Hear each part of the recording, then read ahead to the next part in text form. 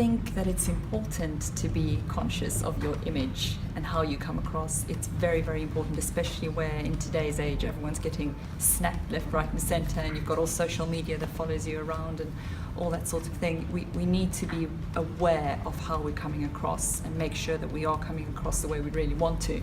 For your personal pitch, whether it's, what do you do, or whether it's for a specific product that you're trying to sell, I think you've got to have that nailed. So you need to be practicing, and a lot, and ideally in front of a camera, filming yourself and then replaying it. And it sounds a bit strange and almost cringy, and you think, oh, I don't want to do that. But actually, that is what's going to really, really give you the edge in understanding yourself and how you're coming across. You might be doing things with your hands that are a little bit distracting, or perhaps touching your hair, or all these little things that you won't really pick up unless you see yourself looking at yourself, if you know what I mean. Nobody knows you the way that you do. So I fish out that essence and I bring those messages to the front, whether it's verbally or in a written form, but I'm a vehicle to bring that out and into the world. I think if you practice and you break the ice and you get used to being in front of a camera and you get used to doing your 30-second pitch and it becomes second nature to you, then you will inevitably become more confident, and confidence is never a bad thing. Never. So Elliott, what are the most important tools in digital marketing?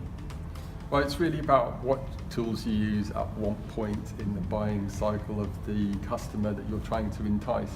So we find that it's definitely a place for search marketing, search engine optimization. At the top of the funnel, it's really good to connect with your customers using search marketing. Social media works very well. And of course, your website ultimately is the most important tool that sits in the middle of the process, and it's the job the website to convert the customer to convert the prospect into a customer.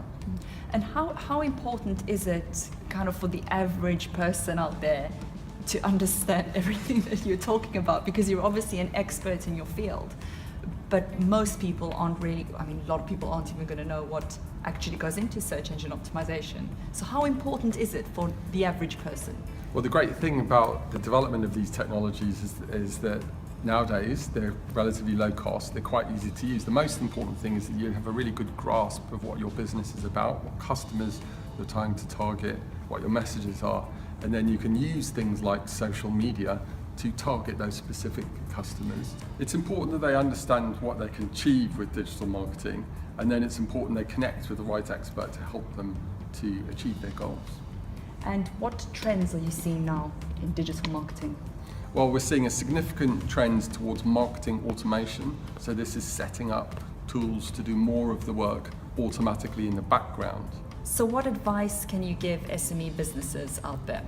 So for someone who really wants to start to use the power of digital marketing, I would highly recommend you engage with a specialist who can help you with a small amount of consultancy set up a strategy and the right type of training to help you to start to run more of this stuff yourself in-house. So does all this stuff work?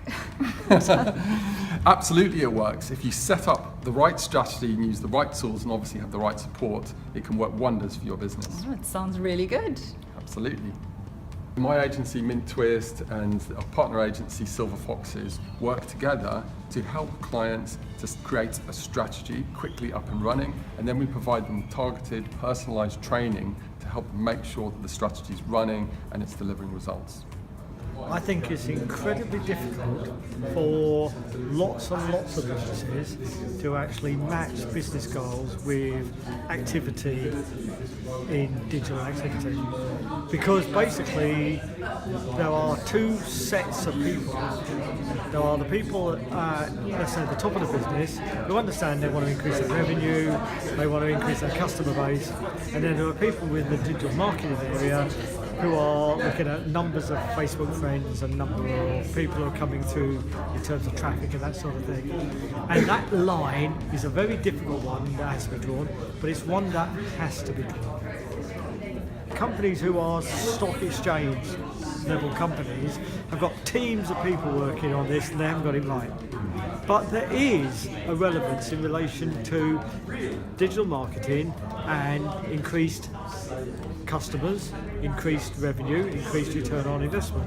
You've just got to actually work that line. There are simple ways in which you can draw that line, and you can test it one way or the other. It's not pure science, and nobody is going to say it's a pure science, but it's a science that is going to get far more articulate as time goes on, because let's face it, every company, small or large, is investing in digital marketing. Silver Foxes, for example, are actually applying it, but they're applying it in a very, very small way. They're just saying, here's your objective, here's what we're doing, let's draw the line. In a larger company, where you've got a massive number of lines going between one thing and the other, it becomes a lot more complex. By far, the biggest mistake that people make when communicating is not listening properly. They might be listening on a basic level and filtering things through their system, but they aren't actively listening. They aren't, rephrasing what someone said. They might not be empathetically listening. There's a lot actually that goes into being a very good listener and therefore a very good communicator. So number one thing that people get wrong is actually not the talking, it's the listening. This whole idea about having 2 ears and 1 mouth. You got it. So the number one tip is to get a very, very good understanding of how you communicate and how you come across. And the best way to do that is actually what we do now. So being filmed, and then to replay that and watch it as if you're an outsider looking at yourself. And then notice what you do. Does your tone of voice change? Is it pleasant? Are you speaking loudly enough, clearly enough? Are you fidgeting? Are you not fidgeting? Are you interesting?